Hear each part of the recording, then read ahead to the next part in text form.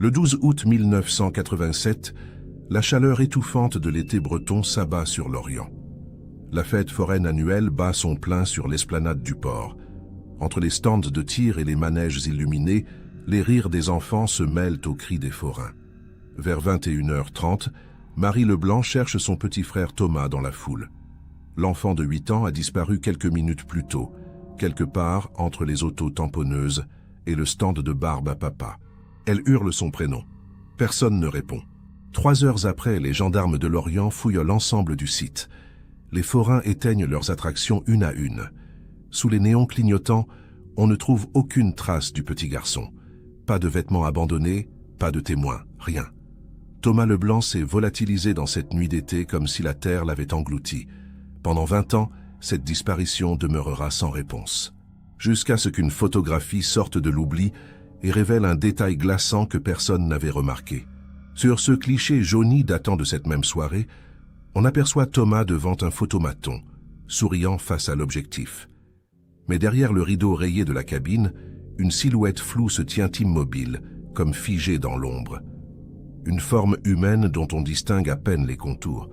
Cette présence invisible qui observait l'enfant va bouleverser tout ce que l'on croyait savoir sur la nuit du 12 août. Car cette photo pose une question terrible.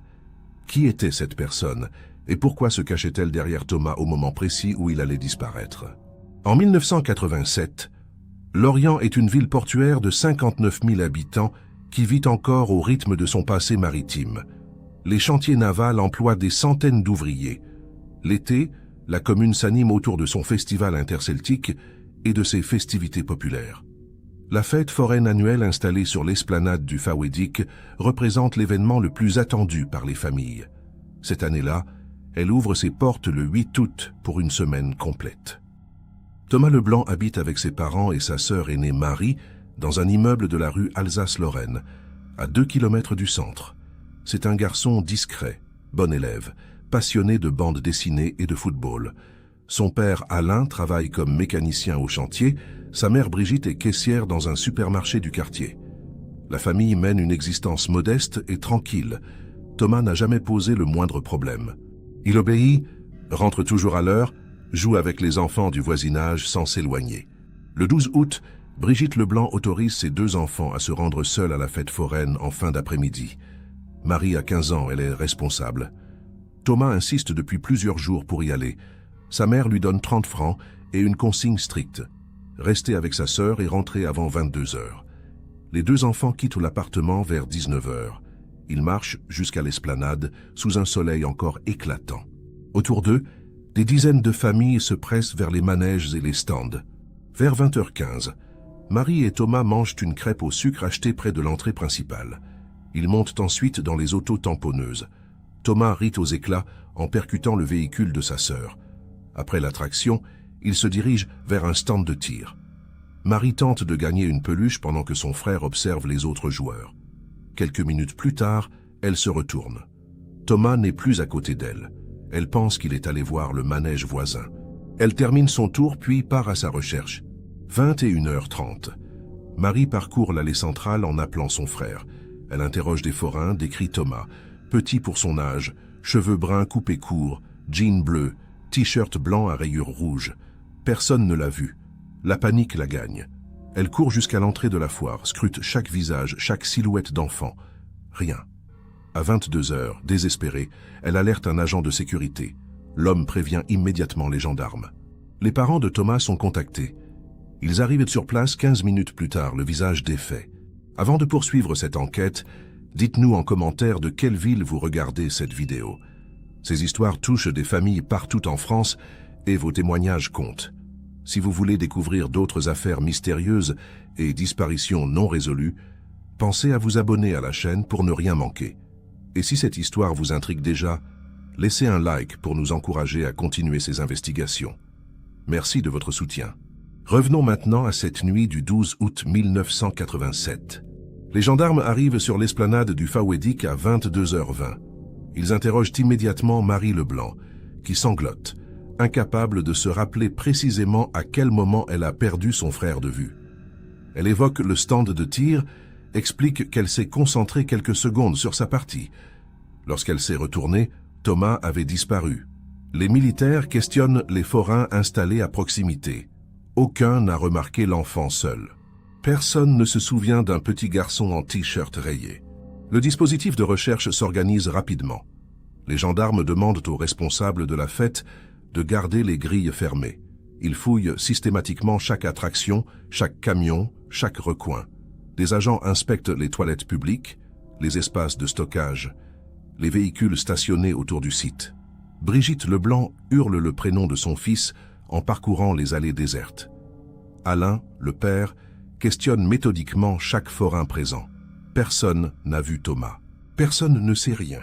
À minuit, les recherches s'étendent au-delà de l'enceinte de la foire. Des patrouilles inspectent les rues adjacentes, le parking, les jardins publics voisins.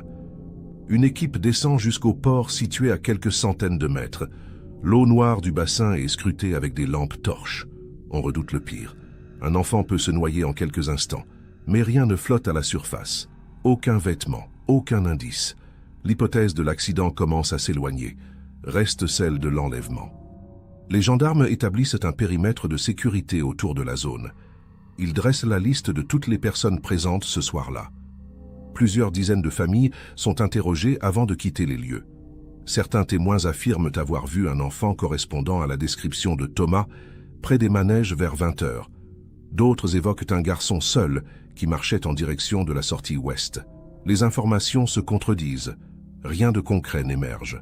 Thomas semble s'être évaporé dans la foule en quelques secondes.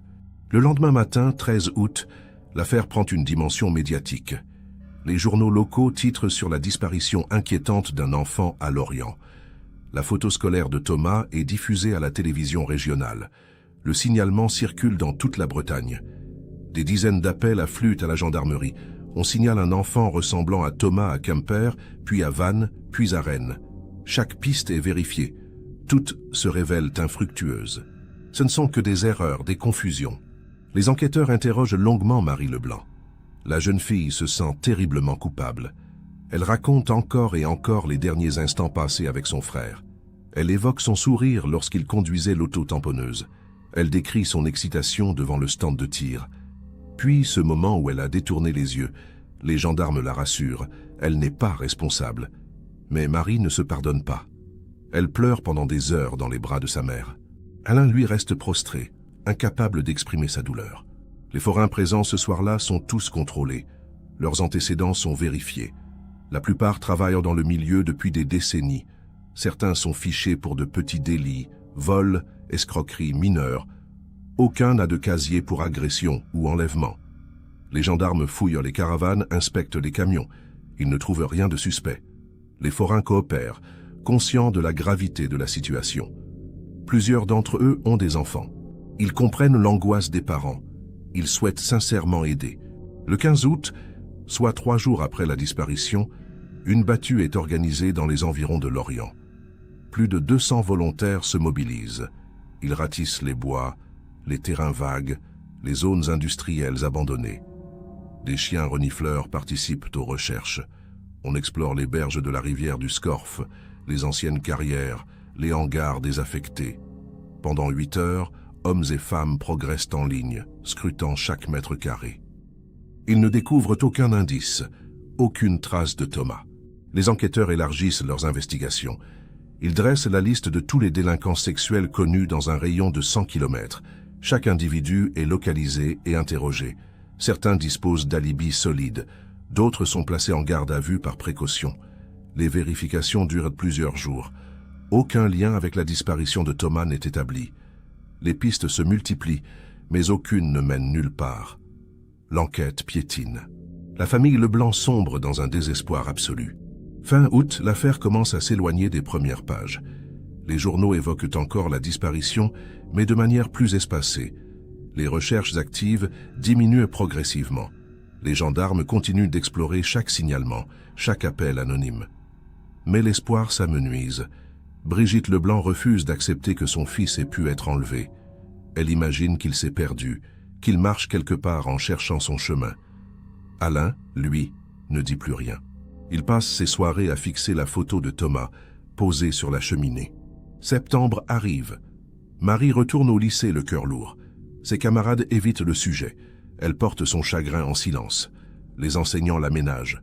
Chaque soir, elle rentre chez elle et retrouve sa mère qui pleure dans la cuisine. L'appartement de la rue Alsace-Lorraine est devenu un tombeau. Plus aucun rire ne résonne entre ses murs. La chambre de Thomas reste intacte. Ses jouets, ses livres, ses dessins sont figés dans le temps. Personne n'ose y toucher. C'est comme si l'on attendait encore son retour. Le capitaine Philippe Jourdain, responsable de la brigade de recherche de Lorient, prend l'affaire très à cœur. Cet homme de 42 ans a 2 enfants du même âge que Thomas. Il mesure la détresse de la famille Leblanc. Dès les premiers jours, il mobilise tous les moyens disponibles. Les auditions se multiplient. Les relevés téléphoniques des forains sont analysés. Les plaques d'immatriculation des véhicules stationnés près de la fête foraine ce soir-là sont toutes vérifiées. Rien de suspect n'apparaît. Les enquêteurs reconstituent précisément le parcours de Thomas et Marie sur le site de la foire. Ils identifient les attractions visitées, l'ordre des déplacements, les horaires approximatifs. Entre 20h et 21h15, les 2 enfants ont été vus par plusieurs témoins. Tous confirment qu'ils semblaient seuls, sans adultes les accompagnant. Personne ne se rappelle avoir observé un individu suivant les enfants ou manifestant un intérêt particulier pour eux. Le kidnappeur, s'il y en a un, est resté invisible. Une hypothèse émerge. Thomas aurait pu s'éloigner volontairement, attiré par quelque chose ou quelqu'un. Les gendarmes interrogent les camarades de classe du garçon. A-t-il mentionné une rencontre récente, un adulte avec qui il aurait parlé? Les enfants répondent négativement. Thomas était un garçon réservé qui ne parlait pas aux inconnus. Ses parents confirment qu'il respectait scrupuleusement les consignes de sécurité. Il n'aurait jamais suivi un étranger, sauf si cette personne avait gagné sa confiance.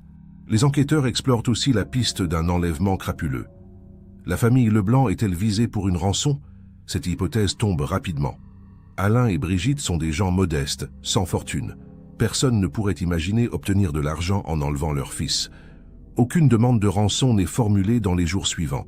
Les écoutes téléphoniques placées au domicile ne captent aucun appel suspect. L'enlèvement ciblé semble donc exclu. Reste l'hypothèse de l'opportunisme. Un forain de passage, un prédateur en chasse, aurait pu repérer Thomas seul pendant ces quelques secondes où Marie était occupée. L'enfant aurait été approché, emmené rapidement vers un véhicule. En quelques instants, il aurait pu quitter les lieux sans attirer l'attention. Cette théorie correspond aux témoignages recueillis. Plusieurs personnes affirment avoir vu un enfant ressemblant à Thomas marcher vers la sortie ouest de la foire vers 21h. Mais personne ne peut affirmer avec certitude qu'il s'agissait bien de lui. Les gendarmes concentrent leurs efforts sur cette sortie ouest. Elle donne directement sur un parking peu éclairé où stationnaient des dizaines de véhicules. Aucune caméra de surveillance n'existe à cette époque. Impossible de savoir qui est entré ou sorti à ce moment précis. Les agents tentent de retrouver les automobilistes présents ce soir-là grâce aux témoignages. Des dizaines de personnes sont interrogées. Certaines se rappellent avoir vu un homme seul monté dans une camionnette blanche. D'autres évoquent une voiture sombre garée en retrait. L'information concernant la camionnette blanche retient l'attention. Plusieurs témoins indépendants confirment avoir aperçu ce véhicule vers 21h30. Un témoin précise même que le conducteur semblait pressé. Les gendarmes lancent un appel à témoins pour identifier le propriétaire de cette camionnette. Des centaines de signalements arrivent. Chaque véhicule correspondant à la description est contrôlé. Les propriétaires doivent justifier leur présence à Lorient ce soir-là. Tous fournissent des alibis vérifiables. La piste de la camionnette s'évanouit progressivement. En octobre 1987, soit 2 mois après la disparition, l'enquête marque le pas. Le capitaine Jourdain refuse de baisser les bras. Il reprend tous les éléments du dossier. Il fait rédiger une synthèse complète de l'affaire qui est transmise à d'autres brigades de gendarmerie. Peut-être qu'un enquêteur extérieur verra un détail négligé. Des spécialistes en enlèvement d'enfants sont consultés. Ils évoquent la possibilité d'un passage à l'acte isolé, sans préméditation. Un individu qui aurait cédé à une pulsion. Les psychologues expliquent que certains kidnappeurs d'enfants n'ont aucun antécédent. Ils mènent une vie ordinaire jusqu'au jour où un événement déclencheur les pousse à agir. La fête foraine, avec son ambiance festive et sa foule, aurait pu créer les conditions d'un passage à l'acte. L'individu aurait repéré Thomas, seul et vulnérable. Il aurait agi vite, sans réfléchir. Cette hypothèse fait froid dans le dos. Elle implique que le coupable pourrait être n'importe qui. Un habitant de Lorient, un visiteur de passage, quelqu'un sans passé criminel. Les enquêteurs revisitent les témoignages initiaux. Ils recherchent un comportement inhabituel, un individu qui serait resté en marge de la fête. Une femme mentionne avoir vu un homme d'une quarantaine d'années assis seul sur un banc, observant les enfants sur les manèges. Elle l'a trouvé étrange car il ne semblait accompagné d'aucun enfant. Elle l'a vu pendant une dizaine de minutes puis l'a perdu de vue. Cette information n'avait pas été jugée importante initialement. Elle l'est désormais. Mais impossible de retrouver cet homme 2 mois après. Les gendarmes diffusent à nouveau un appel à témoins concernant cet individu assis seul. Ils demandent à toute personne ayant remarqué un homme correspondant à cette description de se manifester. Quelques appels arrivent, mais rien de concret. Certains témoins évoquent des hommes seuls aperçus ce soir-là, mais aucun signalement ne converge. L'homme au banc demeure un fantôme. Peut-être n'a-t-il aucun lien avec la disparition. Peut-être est-il simplement venu seul à la foire. Ou peut-être est-il celui qui a emmené Thomas dans l'ombre. Au fil des mois, plusieurs pistes semblent prometteuses, puis se referment brutalement. En novembre 1987, un homme est arrêté à Quimper pour agression sur mineur. Lors de sa garde à vue, il évoque spontanément la disparition de Thomas Leblanc. Il prétend savoir où se trouve l'enfant. Les gendarmes de Lorient sont immédiatement prévenus. Le capitaine Jourdain se déplace en personne. L'individu, un marginal de 37 ans, change plusieurs fois de version. Il finit par avouer qu'il ne sait rien. Il voulait juste attirer l'attention. Cette fausse piste provoque un immense espoir suivi d'une déception terrible pour la famille Leblanc. Brigitte s'effondre en apprenant que l'homme mentait. Pendant quelques heures, elle avait imaginé retrouver son fils vivant. Alain, lui, reste silencieux. Il ne croit plus à rien. Marie pleure dans sa chambre. Ces montagnes russes émotionnelles épuisent toute la famille. Chaque nouvel espoir se transforme en désillusion. Les semaines passent et Thomas ne revient pas. L'absence devient insupportable. En janvier 1988, soit 5 mois après la disparition, un témoin se manifeste. Il affirme avoir vu un enfant ressemblant à Thomas dans une aire d'autoroute près de Nantes en septembre. L'enfant était accompagné d'un homme d'environ 50 ans. Le témoin n'a pas osé intervenir sur le moment, mais le souvenir le hante. Les gendarmes prennent ce témoignage au sérieux. Ils interrogent le témoin longuement. L'homme décrit précisément la scène. L'enfant portait un blouson bleu et semblait triste. Mais 5 mois se sont écoulés. Les enquêteurs tentent de retrouver cet homme et cet enfant. Ils contactent les gérants de l'aire d'autoroute. Aucune caméra de surveillance n'enregistrait les clients à cette époque. Impossible de vérifier l'information. Les gendarmes diffusent un appel à témoins concernant cet homme et cet enfant, aperçus en septembre. Personne d'autre ne se manifeste. Le témoignage reste isolé. Peut-être s'agissait-il réellement de Thomas. Peut-être pas. Sans éléments complémentaires, cette piste ne mène nulle part. Elle rejoint la longue liste des espoirs déçus. Au printemps 1988, une rumeur circule dans l'Orient. On parle d'un réseau de trafic d'enfants opérant en Bretagne. Des disparitions similaires auraient eu lieu dans d'autres villes. Les gendarmes vérifient ces informations. Aucune disparition comparable à celle de Thomas n'est enregistrée dans la région durant cette période. La rumeur s'avère infondée. Elle naît de la peur collective et du besoin de trouver une explication. Mais elle entretient un climat anxiogène. Les parents ne laissent plus leurs enfants sortir seuls. Un forain interrogé en août 1987 refait surface en avril 1988. Il contacte la gendarmerie pour préciser un détail.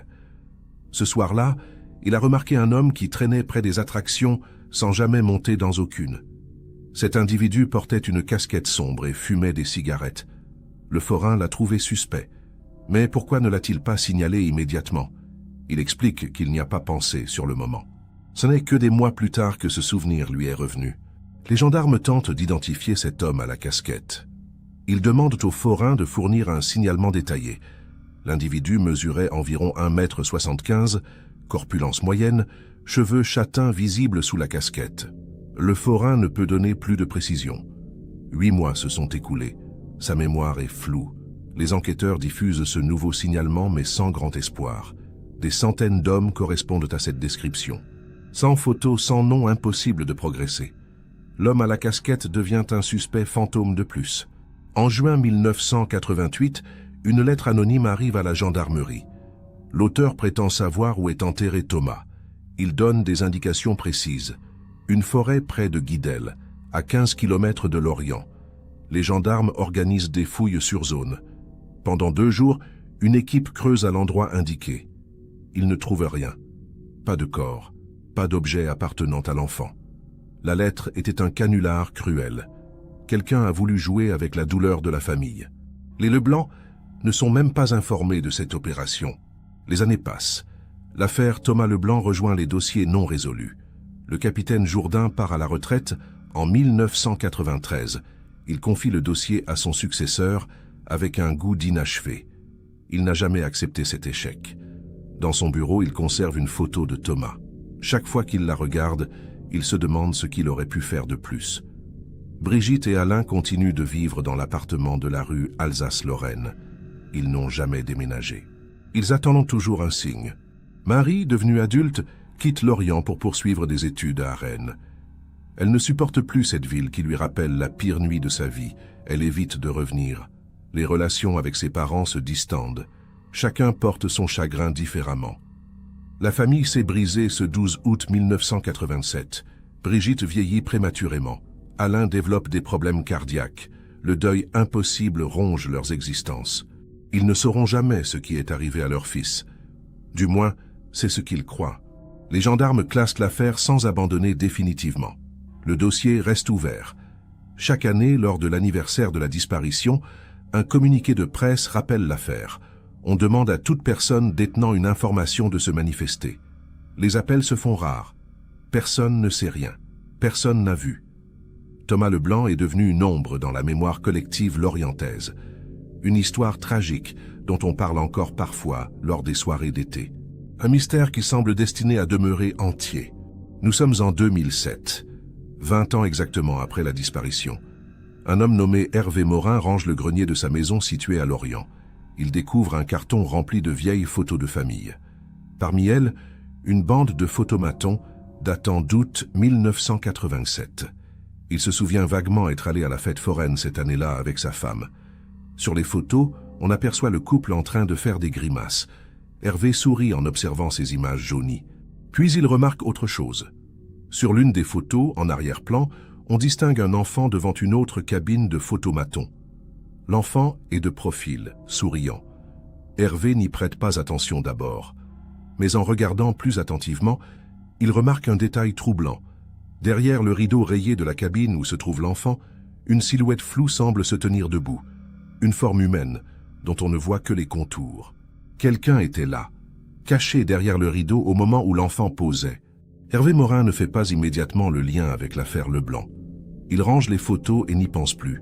Quelques jours plus tard, il discute avec un voisin qui évoque justement la disparition de Thomas, dont on commémore le 20e anniversaire. Un article vient de paraître dans Ouest France. Le voisin montre la photo de Thomas publiée dans le journal. Hervé fige. Ce visage lui rappelle quelque chose. L'enfant sur sa photo de photomaton. Il retourne chercher le cliché dans le grenier.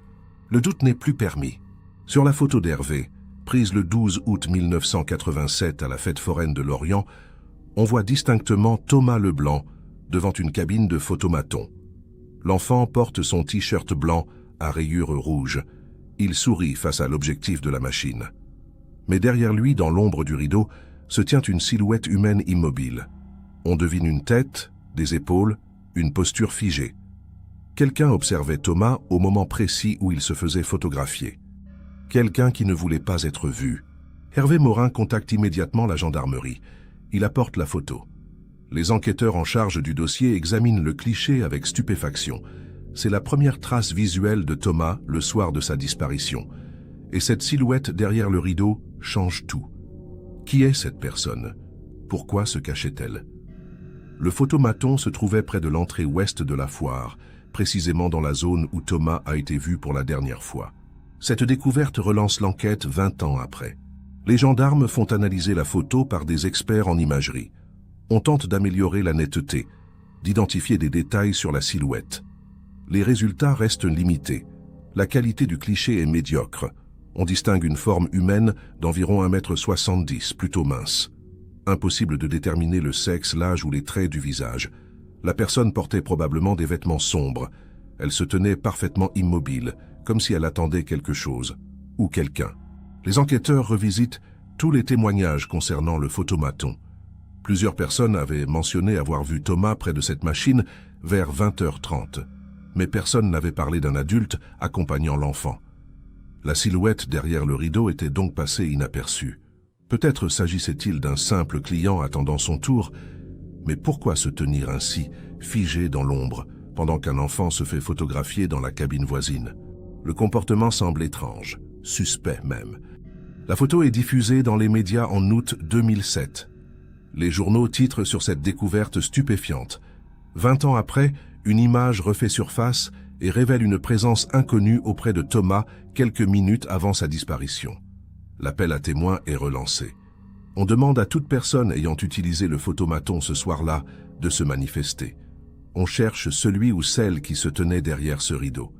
Des dizaines d'appels arrivent, mais aucun n'apporte d'éléments concrets. Personne ne reconnaît cette silhouette floue. Brigitte Leblanc découvre la photo dans le journal. Elle s'effondre en reconnaissant le sourire de son fils.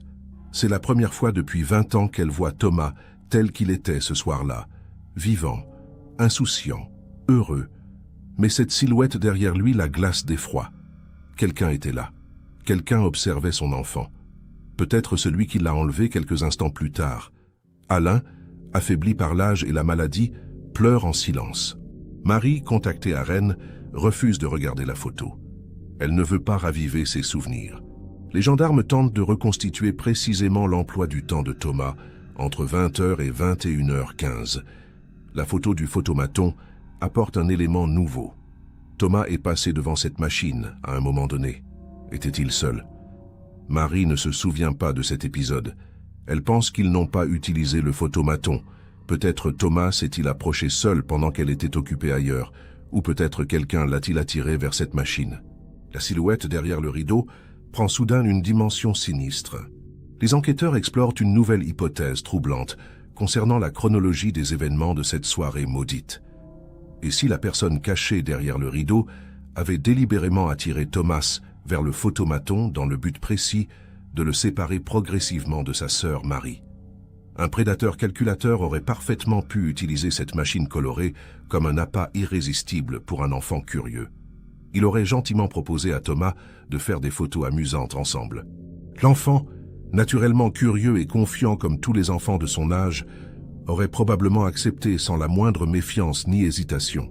La découverte inattendue de cette photographie troublante relance complètement l'enquête, qui était restée au point mort depuis tant d'années. Une cellule spécialisée dans les disparitions inquiétantes d'enfants est officiellement créée pour réexaminer minutieusement l'intégralité du dossier à la lumière de ce nouvel élément absolument capital. Les enquêteurs mobilisés recherchent activement d'autres clichés photographiques qui auraient pu être pris exactement ce soir-là à la fête foraine de Lorient. Ils lancent un appel massif dans toute la Bretagne par l'intermédiaire des journaux locaux et de la télévision régionale. Des dizaines de familles répondent spontanément et envoient leurs vieilles photos jaunies, datant précisément d'août 1987. Chaque image reçue est minutieusement analysée avec une attention extrême par les experts spécialisés en imagerie numérique. On cherche désespérément d'autres apparitions possibles de cette silhouette absolument mystérieuse sur d'autres clichés pris durant cette même soirée fatale. On scrute méthodiquement chaque visage visible en arrière-plan, chaque silhouette floue identifiable, chaque détail suspect. Mais malheureusement, aucune autre photographie de Thomas n'est finalement retrouvée malgré tous les efforts déployés. Le cliché découvert par Hervé Morin reste unique et irremplaçable. C'est la seule trace visuelle existante de Thomas ce soir-là. Et cette troublante silhouette cachée derrière le rideau rayé demeure le seul indice tangible d'une présence suspecte. Les experts techniques étudient l'angle de prise de vue. Cela signifie que Hervé Morin et sa femme se trouvaient à moins de 2 mètres de Thomas au moment du cliché. Ils ne l'ont pas remarqué. Ils n'ont pas vu la silhouette derrière le rideau non plus. Tout s'est joué dans l'indifférence générale de la foule. Des dizaines de personnes circulaient autour du photomaton ce soir-là, sans rien remarquer d'anormal ou de suspect. Personne n'a vu quoi que ce soit d'inquiétant à signaler aux autorités. C'est justement cette banalité apparente qui rend toute l'affaire encore infiniment plus troublante pour les enquêteurs. Le mal peut effectivement se cacher en pleine lumière sans jamais attirer l'attention. Un prédateur expérimenté sait parfaitement se fondre dans la foule dense. Il observe, il attend, il agit au moment opportun. Puis il disparaît aussi discrètement qu'il est apparu, emportant sa victime dans l'ombre. Les gendarmes interrogent à nouveau méthodiquement tous les forains qui tenaient des stands près du photomaton en 1987. Certains sont décédés depuis, d'autres ont quitté la profession. Ceux qui sont retrouvés ne se souviennent de rien de précis. 20 ans ont effacé les détails. Un forain évoque vaguement un homme qui traînait près du photomaton. Impossible de fournir un signalement exploitable. Une piste technique émerge pourtant. Les machines de photomaton conservaient des traces de leurs utilisations. Certains appareils imprimaient des doubles pour archivage. Les gendarmes tentent de retrouver le propriétaire du photomaton présent à la foire ce soir-là. Après des recherches, ils identifient une société basée à Vannes qui gérait ces machines. Mais les archives de 1987 ont été détruites il y a longtemps. Aucune copie des photos n'existe plus. Les enquêteurs explorent aussi la possibilité que Thomas ait lui-même pris des photos. Si c'est le cas, ces clichés pourraient révéler l'identité de la personne derrière le rideau. Peut-être Thomas a-t-il gardé ces photos sur lui.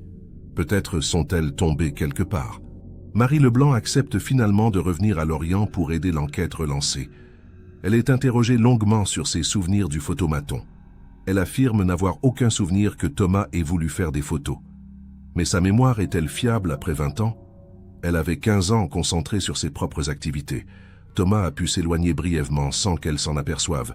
Il a pu être abordé par quelqu'un pendant ce court instant. Tout a pu se jouer en quelques secondes à peine. Un prédateur agit vite et sans laisser de traces. Un détail attire l'attention des enquêteurs sur la photographie retrouvée. Sur le cliché d'Hervé Morin, Thomas sourit franchement. Il ne semble pas effrayé ou contraint. Son expression est naturelle, détendue. Cela suggère qu'au moment de la photo, il ne se sentait pas en danger. Soit il n'avait pas encore rencontré son kidnappeur, soit cette personne avait réussi à gagner sa confiance. Un prédateur expérimenté sait se montrer rassurant. Il parle doucement, sourit, propose des jeux. L'enfant ne comprend le danger que trop tard, quand il est déjà trop tard pour s'échapper. Les psychologues consultés évoquent le phénomène bien documenté du stranger danger inversé. Certains enfants, malgré les mises en garde, font confiance à des adultes qui adoptent la bonne attitude. Si la personne derrière le rideau connaissait Thomas ou prétendait connaître ses parents, l'enfant aurait pu la suivre sans résistance. Les gendarmes vérifient une nouvelle fois l'entourage de la famille. Voisins, collègues, connaissances lointaines. Personne ne correspond au profil. Personne n'avait de raison de vouloir du mal à Thomas. L'enquête tourne en rond malgré cette nouvelle découverte photographique troublante. En 2008, un an après la découverte de la photo, l'enquête marque à nouveau le pas. Malgré tous les efforts, la silhouette derrière le rideau demeure non identifiée. Les gendarmes n'ont aucun nom, aucun suspect précis. La photo a apporté la preuve qu'une présence suspecte se trouvait auprès de Thomas peu avant sa disparition. Mais sans éléments complémentaires, impossible d'aller plus loin. Le mystère reste entier. Qui était cette personne? Que voulait-elle? Où est Thomas aujourd'hui? Ces questions continuent de hanter tous ceux qui ont travaillé sur cette affaire difficile. Brigitte Leblanc décède en 2010, à 68 ans, sans avoir jamais su ce qui est arrivé à son fils. Elle a attendu pendant 23 ans un signe qui n'est jamais venu. Alain la suit dans la tombe 6 mois plus tard. Le chagrin a rongé leurs existences jusqu'au bout. Marie hérite de l'appartement de la rue Alsace-Lorraine. Elle le vend immédiatement. Elle ne peut pas vivre dans ces murs hantés par l'absence. La chambre de Thomas est vidée. Les jouets sont donnés. Le passé est enfermé dans des cartons scellés, puis oublié au fond d'un garde-meuble. L'affaire Thomas Leblanc reste officiellement ouverte dans les archives de la Gendarmerie nationale. Le dossier contient désormais cette photo troublante qui pose plus de questions qu'elle n'apporte de réponses. Chaque année, lors de l'anniversaire de la disparition, certains médias évoquent encore cette histoire. La photo est republiée. On demande à nouveau aux témoins de se manifester. Mais les années passent et personne ne parle. La silhouette derrière le rideau garde son secret. Thomas Leblanc demeure une énigme française. Un enfant disparu dont on ne retrouvera jamais la trace, ni le corps. Le 12 août 1987, entre les manèges illuminés et les stands de barbe à papa, un enfant de 8 ans s'est évaporé dans la nuit d'été. Pendant des années, cette disparition est restée inexpliquée, sans le moindre indice. Puis, 20 ans plus tard, une photo a révélé qu'au moment précis où Thomas Leblanc allait disparaître, quelqu'un se tenait près de lui. Une présence invisible, cachée derrière un rideau de photomaton. Cette silhouette floue incarne aujourd'hui toutes les questions sans réponse. Était-ce un kidnappeur qui observait sa proie avant de passer à l'action définitive? Les parents de Thomas sont morts sans savoir la vérité sur le sort de leur fils unique. Sa sœur Marie vit désormais loin de Lorient, loin de ses souvenirs insoutenables. Elle évite de parler de cette nuit.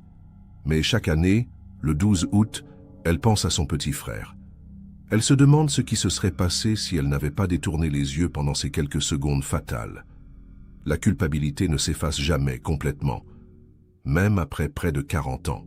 L'enquête reste officiellement ouverte, mais plus personne n'y croit vraiment. Thomas a disparu, et avec lui, tous les espoirs de comprendre un jour. Pourtant, cette photo continue d'interroger et de troubler les esprits. Qui se cachait derrière ce rideau? Pourquoi cette personne ne s'est-elle jamais manifestée? Si vous avez des informations sur cette affaire ou sur d'autres disparitions similaires, n'hésitez pas à les partager en commentaire. Votre témoignage pourrait faire la différence. Pensez à vous abonner pour découvrir d'autres enquêtes mystérieuses qui ont marqué la France. Et si cette histoire vous a touché, laissez un like pour soutenir notre travail. Merci de votre attention. Certaines vérités ne demandent qu'à être révélées.